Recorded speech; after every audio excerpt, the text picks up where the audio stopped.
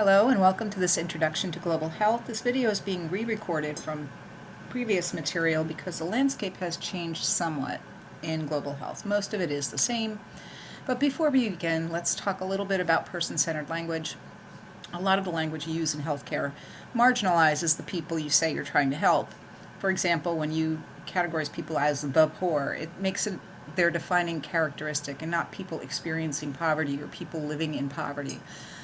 Non-compliant, sort of puts the burden for health on the individual and makes us the experts. It sets up a bad power dynamic. Vulnerable populations implies that the people we're describing have some weakness or vulnerability that's inherent to their identity, when really what's happened is they've been marginalized with systemic racism and other disparities. Drug user as opposed to a person experiencing substance use disorder. Those terms might be a little marginalizing. So what is global health? Global health is an area for study, research, and practice that places a priority on improving health and achieving equity in health for all people worldwide. So there's really two parts to that goal. Improving health includes attention to all of its dimensions: physical, mental, social. Equal emphasis on prevention and treatment. Prevention is generally less expensive and more effective at addressing causes of death and disability, and yet we tend to focus most of our time, money, and energy on treating illness after it arises. Achieving equity is the second goal. Everyone should have an opportunity to live a safe and healthy life. Everyone should be able to live in a built environment that nurtures their health. Everyone should have access to resources that support health. And that should happen in spite of differences in our socioeconomic status, in our race, in our class. Achieving equity and justice in health means that we have to identify and eliminate disparities and then distribute the resources where they're most needed, not equally among everybody. That would be equality. We're looking at equity, giving people what they need to have a standard of health. I had a student once who took this course maybe a year ago who stated very eloquently that the future's here, it's just not equally distributed. So here's reality. One person gets way more than they need. They're all trying to watch a game from behind a fence, right? So you've got one person who really doesn't need to have 7 boxes because he could see if he had 1 or 2. Another person gets way less than he needs. He can't really see the game at all. He's actually in a hole. That's reality. Equality is when everybody gets the same amount of support, and that's considered to be equal treatment. Well, as you can see, the real short guy, he got the equal measure, but he still can't see over the fence, so he's still not getting what he needs. Whereas the tall kid, he has more than he needs, even though he got the same as everybody else. Equity is when everyone gets the support they need, which produces equal opportunity to see that baseball game from behind the fence. That's equity. So the little guy gets 2 boxes, the one who is medium-sized gets 1 box, and the tall kid doesn't need a box, so he doesn't get one. That's equity. Now, what we really strive for in a perfect world is justice. You take out the fence so nobody needs that extra support. We're a long way from that, but I just wanted you to see that graphic.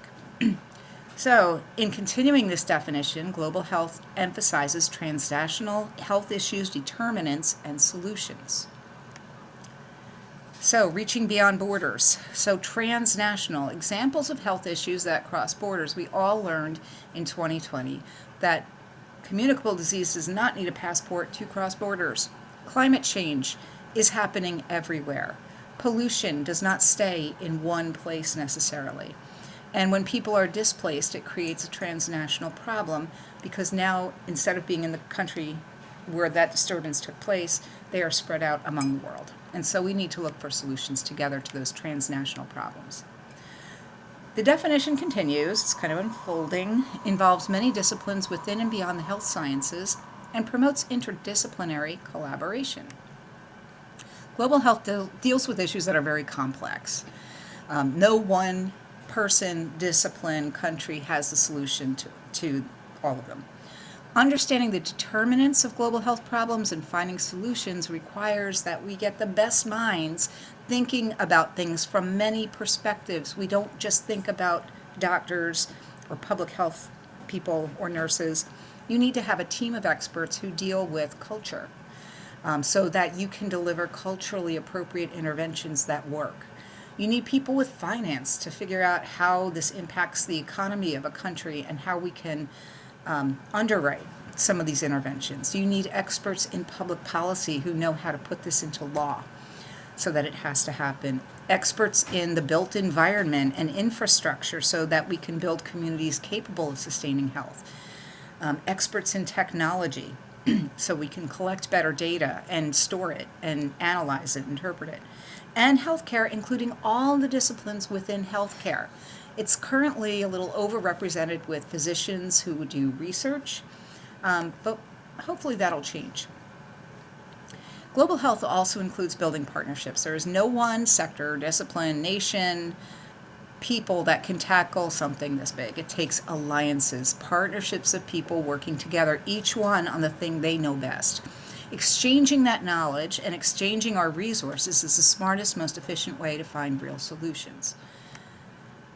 And the definition continues. It is a synthesis of population-based prevention with individual-level clinical care.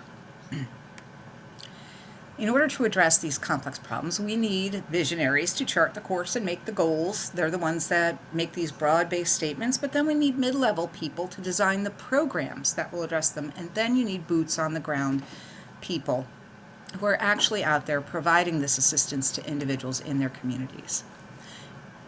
We're going to stop here for a second and pick up with healthcare delivery, and this is where things get interesting.